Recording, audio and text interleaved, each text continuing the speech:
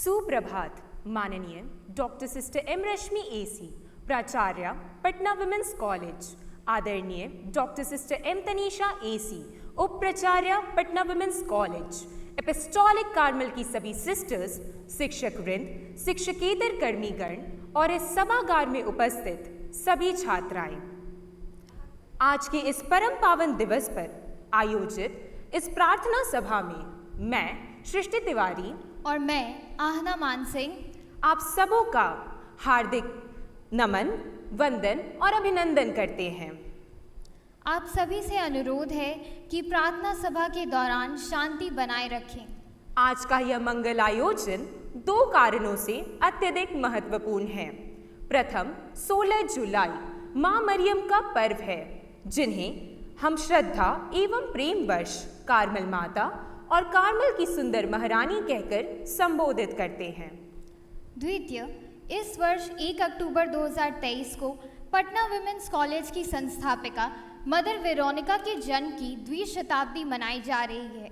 आज का दिन हम पटना विमेंस कॉलेज परिवार उनकी पुण्य स्मृति को समर्पित करते हैं।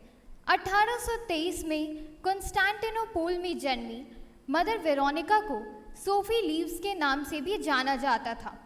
वो एक युग द्रष्टा थीं, जिन्होंने शिक्षा और महिला सशक्तिकरण के क्षेत्र में आगे बढ़ने के लिए सामाजिक मानदंडों और अपेक्षाओं को अपने अनुकूल परिभाषित किया था। आज के इसी दिन 1868 में हमारी श्रेष्ठ संस्थापिका मदर वेरोनिका द्वारा बेयोन फ्रांस में एपिस्टोलिक कार्मल का बीजारोपण किया गया। यही नन्हा पौधा 1870 में भारत में रोपा गया, जो आज एक सुदृढ़ शक्तिशाली वृक्ष बनकर पुष्पित पल्लवित हो गया। उनके इस निर्णय ने भारत की युवा महिलाओं के जीवन में अनेक द्वार खोल दिए, जो उनके साहस, संकल्प और दूरदर्शिता को प्रदर्शित करता है। पटना विमेंस कॉलेज का सिस्टर समुदाय तथा इस परिसर में शिक्षा की सेवा प्रदान करने वाले सभी लोग इसी महान वृक्ष की शाखाएं हैं।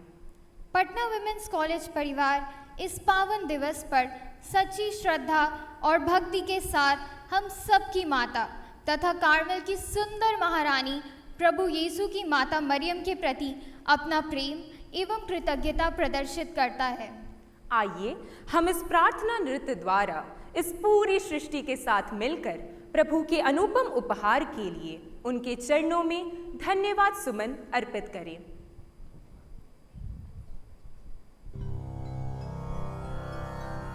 नमस्ते सतिते जगत साणाय,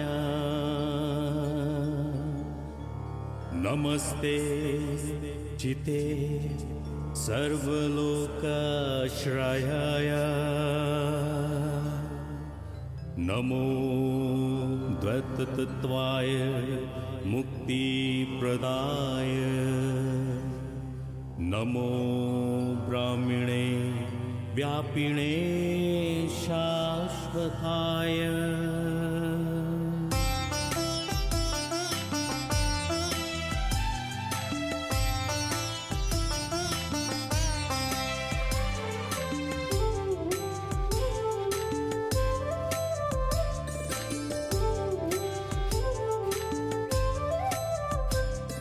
हे विधाता तू जग का पालनहार, तूने रचा ये सुंदर संसार। हे विधाता तू जग का पालनहार, तूने रचा ये सुंदर संसार। करते हम आज ये प्रार्थना, हमको दे दे बुद्धि प्रेरणा। तेरी आशीष पाकर हम तेरी इच्छा को पूरी करें। गुरु साक्षात् ब्रह्मा, तस्मै श्री गुरुवे नमः। गुरु साक्षात् ब्रह्मा, तस्मै श्री गुरुवे नमः।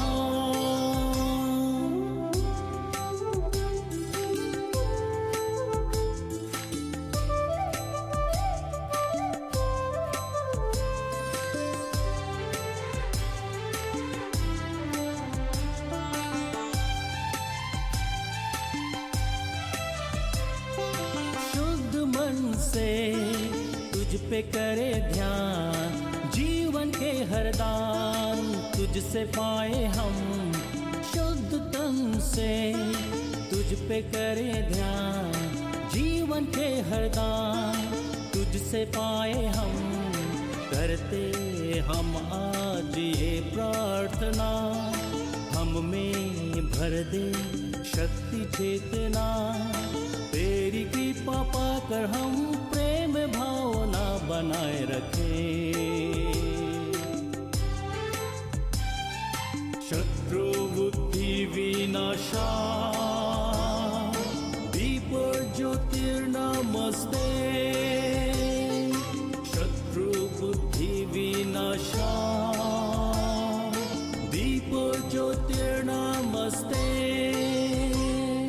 हे विधाता तू जग का पालनहार, तूने रचा ये सुंदर संसार। हे विधाता तू जग का पालनहार, तूने रचा ये सुंदर संसार। करते हम आज ये प्रार्थना, हमको दे दे बुद्धि प्रेरणा। तेरी आशीष पाकर हम तेरी इच्छा को पूरी करें। हे विधाता तू जग का पालनहार, तूने रचा ये सुंदर संसार।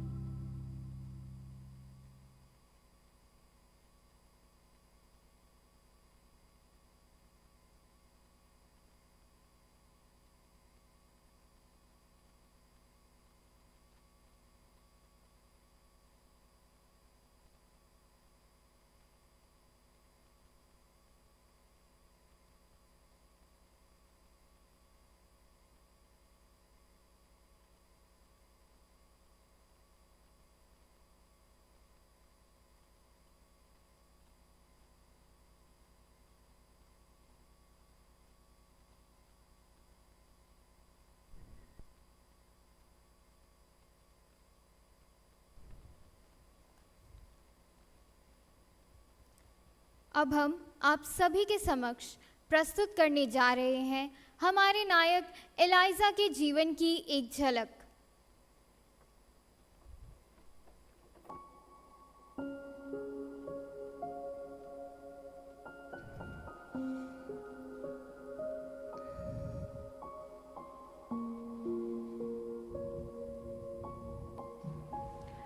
भारी उथल पुथल और आध्यात्मिक पतन के समय में एलाइजा नाम का एक भविष्यवक्ता उभरा, जो बाइबल के इतिहास में एक प्रमुख व्यक्ति था एवं अटूट विश्वास और दृढ़ संकल्प का प्रतीक था।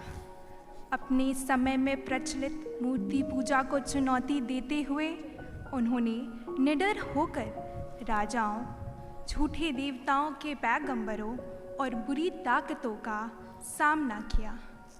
उनकी प्रार्थनाओं ने दैवीय हस्तक्षेप का आह्वान किया और उन्होंने उल्लेखनीय चमत्कार किए जो भगवान के साथ उनके घनिष्ठ संबंध की गवाही देते थे।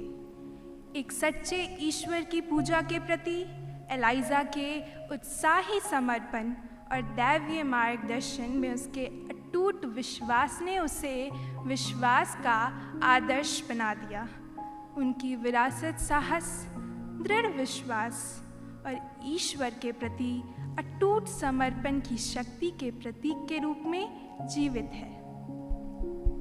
एलाइजा के समय में बहुत से राजा और झूठे भविष्यवक्ता रहते थे जो सच्चे परमेश्वर पर विश्वास नहीं करते थे और बुराई करते थे। उनमें से एक राजा अहाब था, जिसकी जज़ेबेल नाम की पत्नी थी।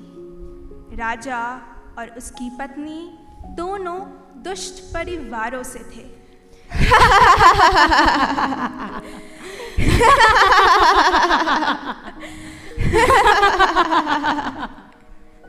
दोनों ने मिलकर इज़राइल को एक ऐसा स्थान बना दिया जो परमेश्वर को पसंद नहीं था। इसलिए परमेश्वर ने लोगों को यह दिखाने के लिए एलाइजा को भेजा कि ईश्वर सर्वशक्तिमान है। एलाइजा, एलाइजा, आप कहाँ हैं? परमेश्वर, मैं यहाँ हूँ। जाओ और जाकर मेरा ये संदेश राजा अहाब को दो। मेरी इज़राइल की प्रजा के प्रति तेरी दुष्टता के कारण अगले 3 वर्षों तक इस देश में वर्षा या ओस की एक बूंद भी नहीं पड़ेगी।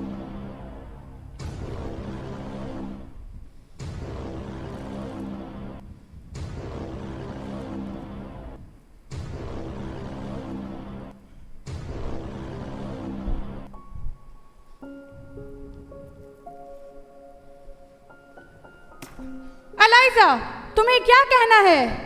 मेरे भगवान ने मुझे ऐसा कहा है, मैं तुम्हें बताऊं, यहाँ अगले 3 वर्षों तक कोई बारिश या ओस की बूंदें नहीं होने वाली।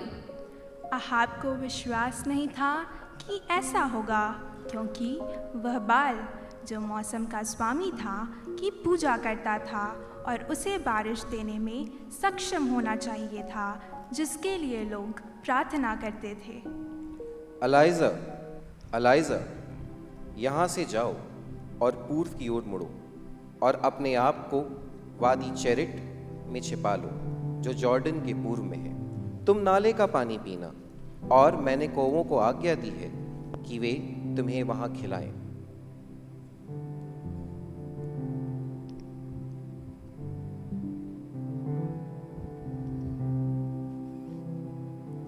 वह एक नाले के पास रुका था, जहाँ उसके पीने के लिए पानी था, और कौवा उसके लिए हर दिन नाश्ते और रात के खाने के लिए रोटी और मांस लाता था।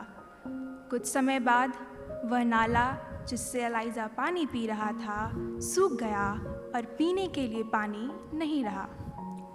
एलाइजा, जरापात नामक स्थान पर जाओ। वहाँ तुम्हें एक स्त्री मिलेगी जो तुम्हें भोजन और पीने के लिए पानी देगी।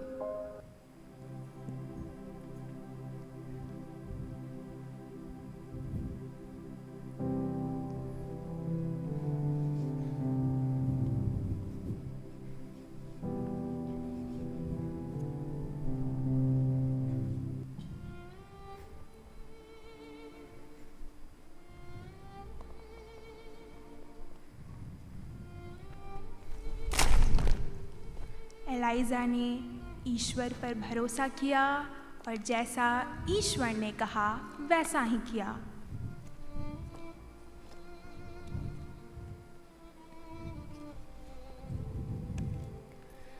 कृपया आप मेरे लिए एक कप में थोड़ा सा पानी ला सकती हैं ताकि मैं पी सकूं, और खाने के लिए एक छोटी सी रोटी का टुकड़ा।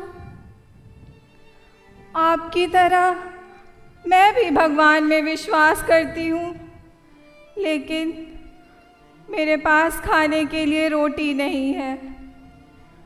बस एक जग में थोड़ा सा आटा और एक जार में थोड़ा सा तेल है। मैं बस घर जाकर अपने और अपने बेटे के लिए बचा हुआ खाना बनाऊंगी, और उसके बाद शायद हम मर जाएंगे, क्योंकि हमारे पास कोई खाना नहीं बचेगा। डरो मत, घर जाओ और अपने बेटे के लिए भोजन बनाओ, लेकिन उससे पहले मेरे लिए एक छोटी सी रोटी का टुकड़ा बनाना और उसे मेरे पास ले आना। मेरे भगवान ने मुझे ऐसा कहा है, यदि तू ऐसा करेगी तो तेरे आटे का जार कभी खाली नहीं होगा, ना ही तेरे तेल का जग कभी सूखेगा, जब तक परमेश्वर इस भूमि पर बारिश ना करवा दे। इसलिए महिला घर गई।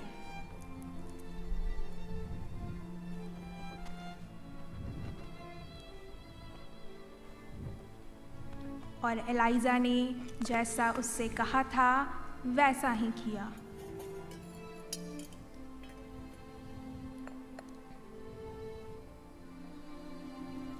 और एलाइजा महिला और उसके बेटे के लिए भोजन था। सब कुछ ठीक चल रहा था जब तक कि महिला का बेटा बीमार नहीं पड़ गया और उसकी मृत्यु नहीं हो गई। बेटा, बेटा, तुम्हें क्या हुआ बेटा? उठो, बेटा, उठो, बेटा, बेटा, बेटा, बेटा, बेटा, बेटा, बेटा, हे परमेश्वर के भक्त, कृपया मेरे घर आए, मेरा बेटा मर गया है। बेटा, अपना बेटा मुझे लाओ। हे मेरे परमेश्वर, इस लड़के को फिर से जीवित कर दे। एलाइजा ने लड़के के ऊपर अपना हाथ फैलाया और 3 बार भगवान को पुकारा। भगवान ने उसकी पुकार सुनी और लड़के की सांसें चलने लगी। एलाइजा ने लड़के को उठाया और उसे नीचे उसकी माँ के पास ले गया। मेरा बेटा, बेटा। देखो, परमेश्वर ने मेरी सुन ली, तुम्हारा पुत्र जीवित है। धन्यवाद परमेश्वर के भक्त, मुझे पता था कि भगवान आपके साथ है और आप जो भी कहते हैं वह सच है।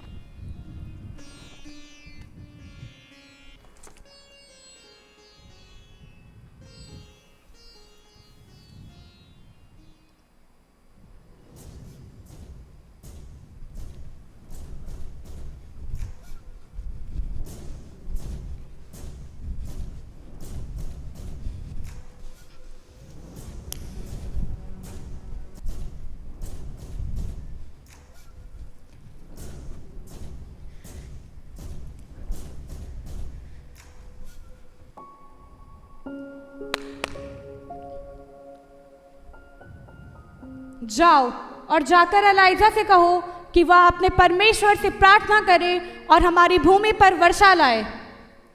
आप उस पर कैसे विश्वास कर सकते हैं जिन्हें हमारे भगवान पर विश्वास नहीं?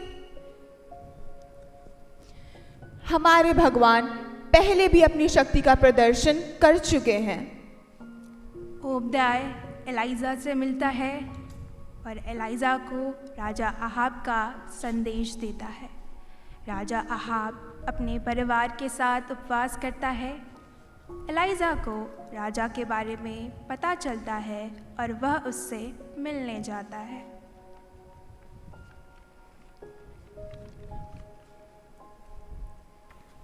ऊपर जाओ और खाओ और पियो, क्योंकि यहाँ भारी वर्षा का शब्द हो रहा है। अपने ईश्वर की स्तुति करो। तब एलाइजा अपने सेवक के साथ कारमल पर्वत पर वापस जाता है और भगवान से प्रार्थना करता है कि अभिशाप खत्म हो जाए और बारिश आए। अब ऊपर जाओ और आसमान की ओर देखो।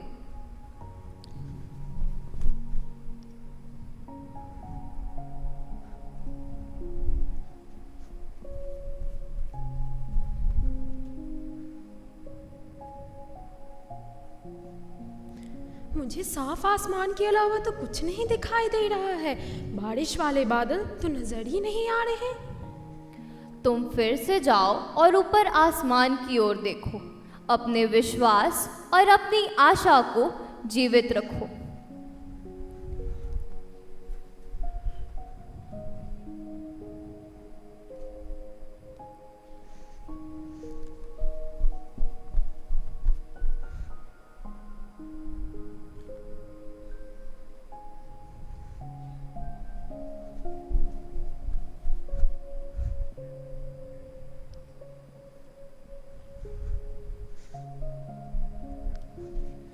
मैंने एक बार फिर से खोजा, पर बादलों का कोई संकेत नहीं मिला। देखते रहो, ईश्वर हमारी प्रार्थनाओं का उत्तर जरूर देंगे। नौकर लड़का 6 बार पहाड़ी से ऊपर और नीचे भागा।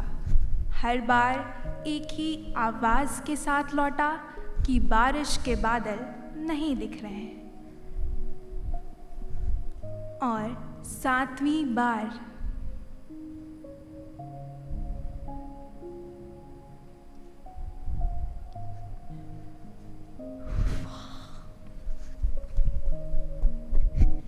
मैंने दूर एक छोटा सा बादल देखा, वो समुद्र से उठ रहा है। यही वो संकेत है जिसका हम इंतजार कर रहे थे। अब राजा आहाब से जाकर कहो वह अपना रथ तैयार रखे और बारिश रुकने से पहले पहाड़ के नीचे चले आए।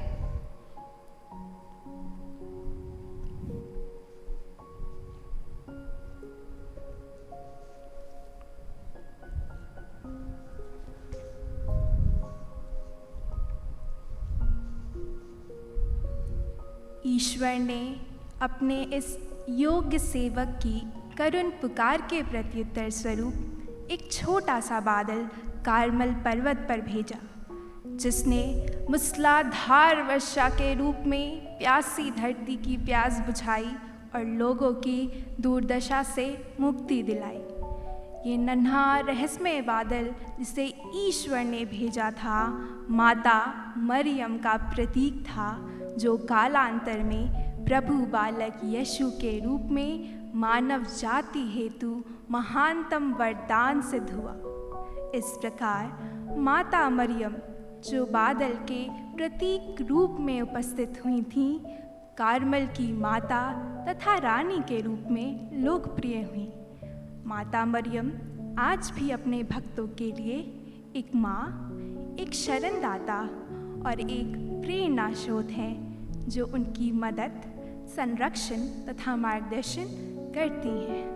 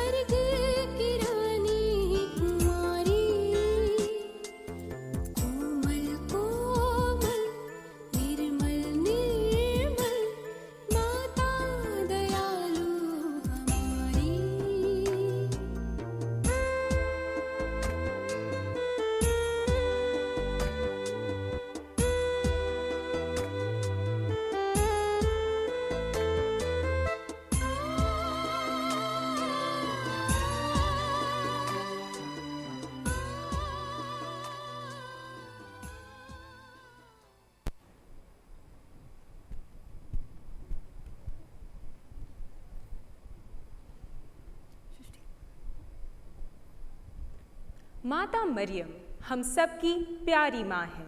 उनकी ममता भरी छाँव एवं वात्सल्य में आंचल की सुरक्षा में हम सब खुद को सौभाग्यशाली मानते हैं। वही कार्मल की सभी अनुयायियों के लिए निष्पाप जीवन का आदर्श है, सबकी प्रेरणा का स्रोत है और सर्वोपरि हम सबकी माँ है। माँ मरियम इस कार्मल संस्था की संरक्षिका महारानी है। अब हम आप सबको माउंट कार्मल की एक झलक वीडियो द्वारा दिखाएंगे ताकि आप सभी कार्मल संस्था के उद्भव एवं विकास से अवगत हो सके।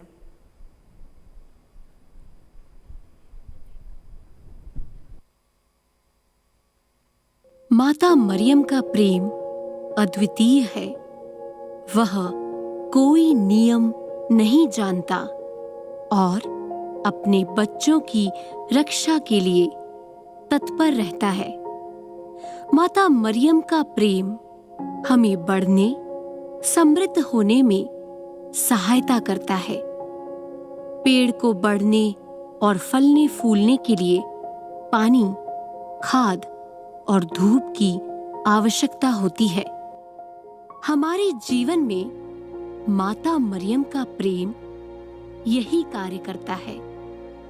जिस तरह माता अपने बच्चों को संभालती है, माता मरियम सदैव हमारे हृदयों को प्रभु ईसा के प्रकाश से आलोकित रखने का और हमारे सही दिशा में चलने का ध्यान रखती है। माता अपने बच्चों के प्रति अपना प्रेम अलग अलग तरीके से एहसास कराती है। कभी खाना बनाकर, कभी प्यार कर। माता मरियम भी हमारे प्रति अपना प्रेम कई तरीकों से जताती है। माता मरियम के हमारे प्रति अगाध प्रेम का प्रतीक है स्कैपुला अर्थात अंशफलक। माता मरियम द्वारा प्रदत्त भूरा अंशफलक उनकी ममतामयी छांव हम पर बने रहने का आशीष है। कार्मेल की माता मरियम का भूरा अंशफलक कार्मेलाइट धर्म मंडली का वस्त्र है। उसके छोटे स्वरूप में वह गले में पहना जाता है। Vatican congregation of divine worship के अनुसार भूरा अंशफलक माता मरियम, कार्मेल की माता और रानी और विश्वासी के मध्य सहायक रिश्तों का प्रतीक है। वे विश्वासी जो माता मरियम के संरक्षण पर स्वयं को पूरी तरह से सौंप देते हैं, जो उनकी ममतामयी मध्यस्थता की शरण लेते हैं, जो आध्यात्मिक जीवन और प्रार्थना के महत्व को समझते हैं। कार्मल धर्म मंडली के अनुसार माता मरियम ने संत सिमोन स्टॉक को 13वीं शताब्दी के मध्य में दर्शन दिए। संत सिमोन कार्मल धर्म मंडली के प्रमुख थे। संत अत्यंत धार्मिक और पवित्र व्यक्ति थे, जो माता मरियम से सदैव मध्यस्थता प्रार्थना करते थे और उनसे विशेष अधिकार के लिए प्रार्थना करते थे। माता मरियम ने हाथ में अंशफलक पकड़े उन्हें दर्शन देकर कहा, यह तुम्हारे लिए है और तुम्हारा विशेष अधिकार है। जो इसे पहनेगा वह बचा लिया जाएगा। माता मरियम का अंशफलक 2 भूरे रंग के कपड़ों से बना हुआ है। यह दोनों कपड़े धागे से जुड़े हैं। एक कपड़ा छाती पर और दूसरा कंधे पर रहता है। यह साधारणतः कपड़ों के अंदर पहना जाता है। अंशफलक पहनने वालों के लिए माता मरियम का वादा है कि जो इसे पहनेगा, माता मरियम उसे नरक की अग्नि से बचाएगी।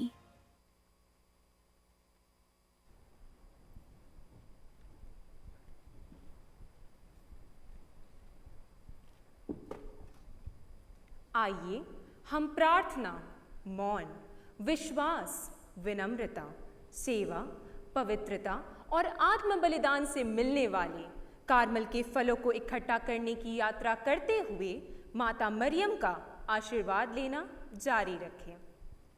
हम माँ मरियम के प्रति अपार सम्मान व्यक्त करते हुए प्रार्थना करते हैं कि ईश्वर पर हमारी आस्था बनी रहे और हमें आत्मिक शांति मिले।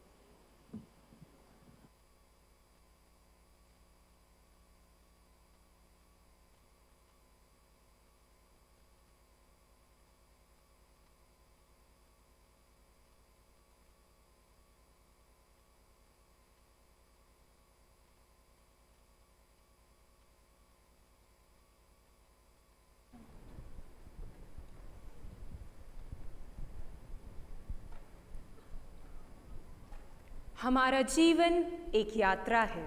हम हमेशा रास्ते पर हैं, तलाश में हैं, हम अज्ञानता के अंधेरे में खुद को टटोल रहे हैं। हम शोषण और हिंसा के शिकार हैं। हम अपनी स्वार्थ, चाहतों और लालच से बंधे हैं।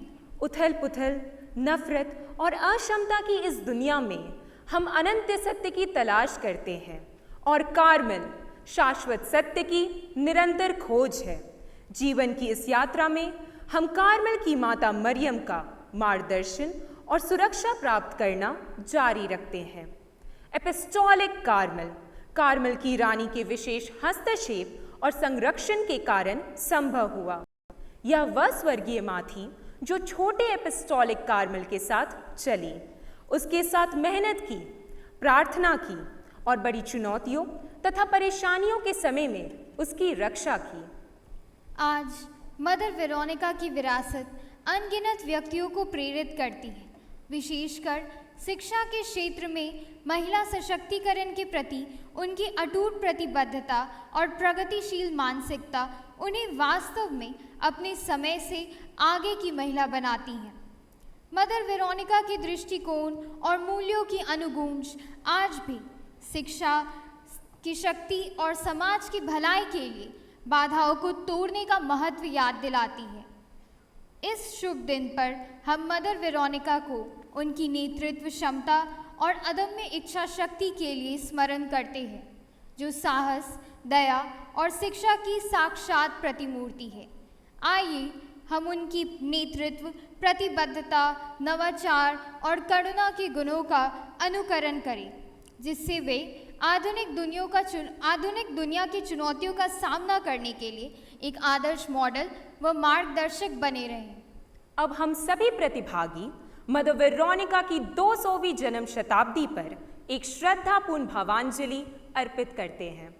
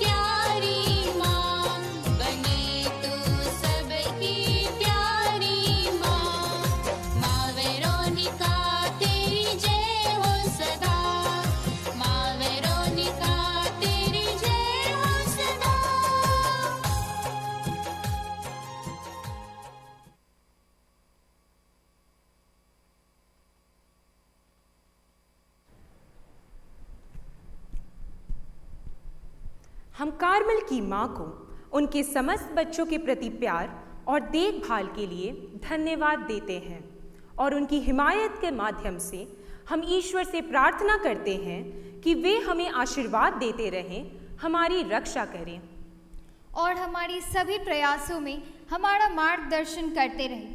ईश्वर की शक्ति पर भरोसा करते हुए हम समाज में लोगों के जीवन को रोशन करने के लिए कार्मेल की मशाल लेकर सशक्त महिलाओं के रूप में मजबूती से आगे बढ़ सकते हैं।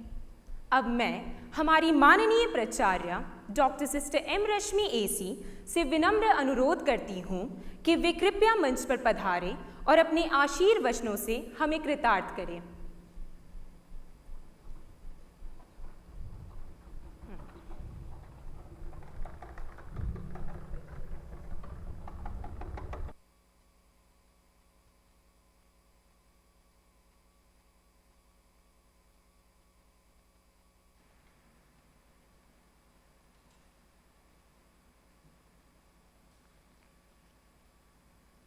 I wanted all of you to give a clap to all of them at the end of the program.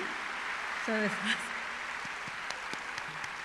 I was asking for the mic at the end. Anyway, I came here, so it's so good that you give. But I did not find the applause was, it sounded very, low. Anyway, once more we'll give all of them a big hand.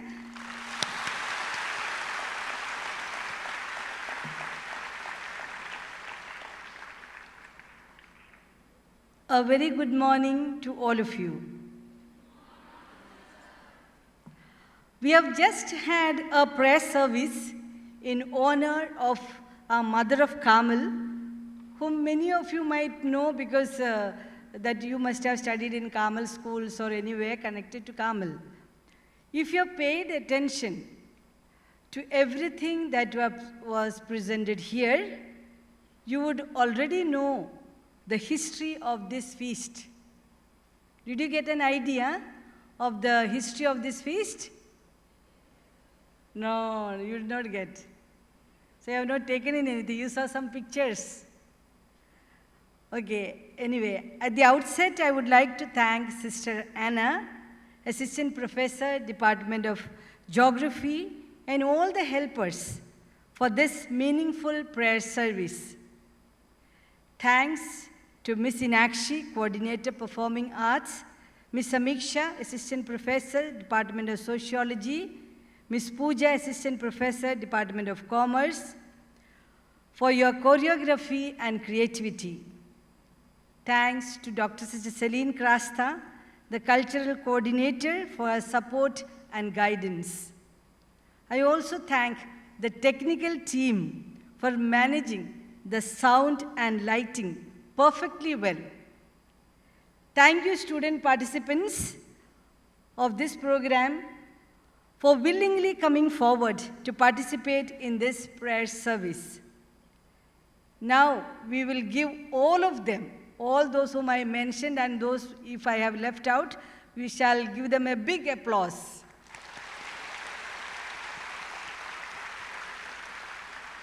Actually, they have done it within a short period of time. The college reopened only on 3rd. So from 3rd, we had some faculty development program. So the students, really, they had online classes. In spite of that, they managed to do such a wonderful program today. Our college celebrates many festivals. The most important one for us Carmelites is the feast of Mother of Carmel, whom we address Our Lady of Mount Carmel.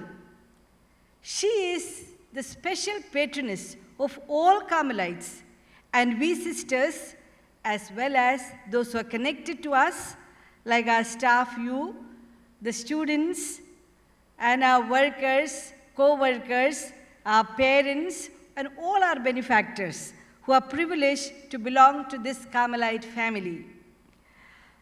In the Bible, I'm just reiterating what happened on the stage, some things. In the Bible, as you saw, there is a story narrated to us about Prophet Elijah. You saw Prophet Elijah coming, he was on the screen and he was on the stage also. So he was a holy man.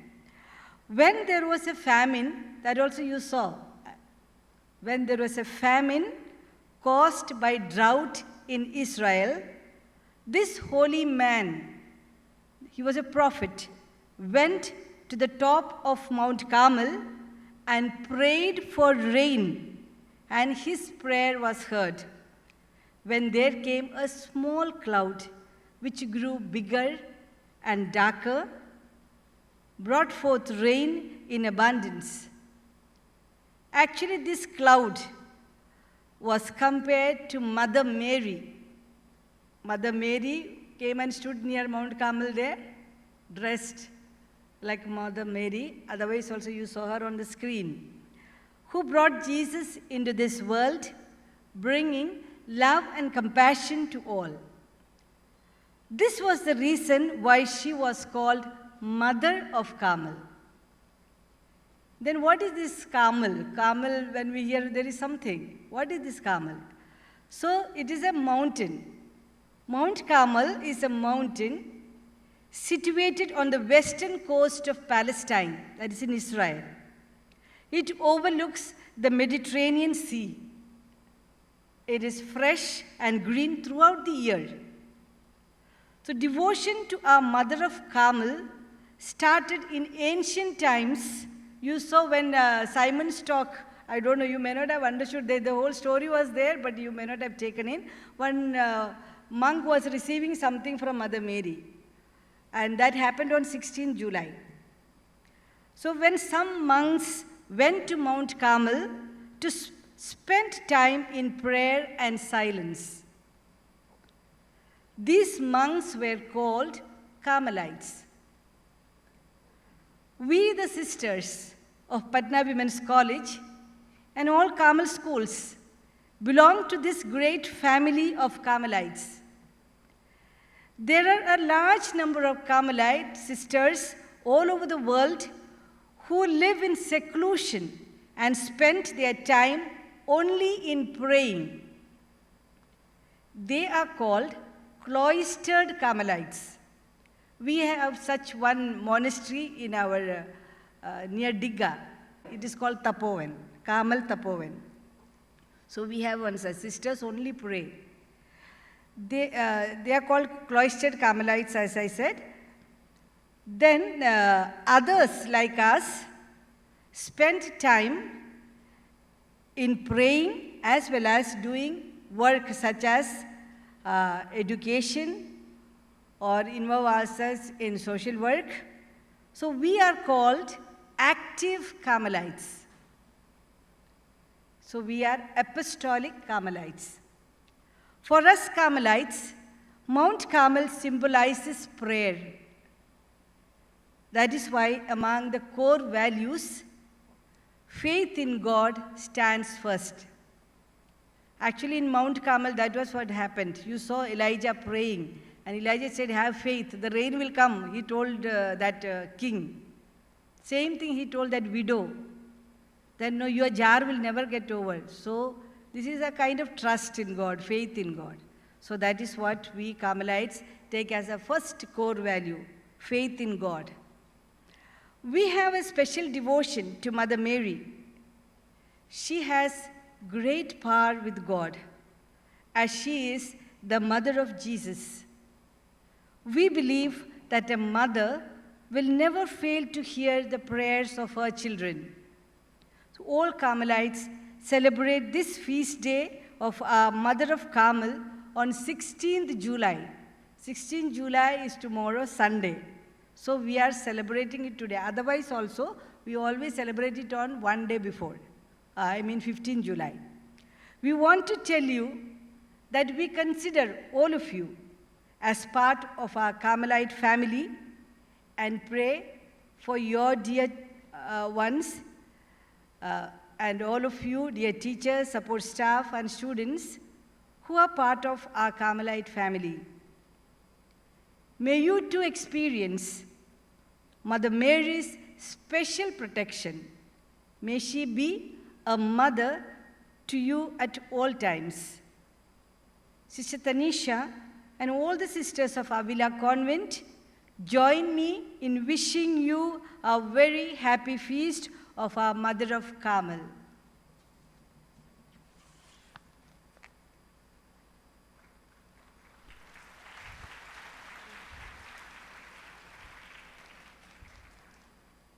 धन्यवाद sister.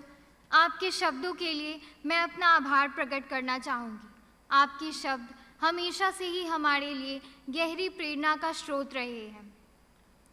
अब मैं अनुरोध करना चाहूँगी तेजस्वी कुमारी, पर्यावरण एवं अनुशासन सचिव, छात्र परिषद 2023-24 से, कि वे धन्यवाद ज्ञापन हेतु मंच पर पधारें।